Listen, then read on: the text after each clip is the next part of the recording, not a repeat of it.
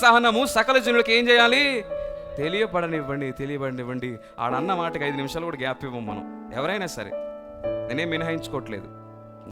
ఎవరైనా ఏమన్నా అంటే 5 నిమిషాలు కూడా గ్యాప్ ఇవ్వము. వాళ్ళు ఇట్టే ఎక్కడి నుంచి తప్పుకున్నారంటే చాలు వారి గురించి ఇతరులకు చెడుగా మాట్లాడడం ప్రారంభిస్తాం. అనేక పర్యాలు ఇతరుల చేత మనం దూషించబడవచ్చు. ఎందుకు తెలుసా? వారికి ఓపిక లేదు, సహనం లేదు మన పట్ల. దేవుడు అంటున్నాడు, అందరి ఎడలను మీ సహనమును తెలియబడనియండి. ఎందుకంటే దేవుడు ఇలా ఉన్నాడు, సమీపంగా దగ్గరగా ఉన్నాడు. ఈ సీయింగ్ ఎవ్రీథింగ్.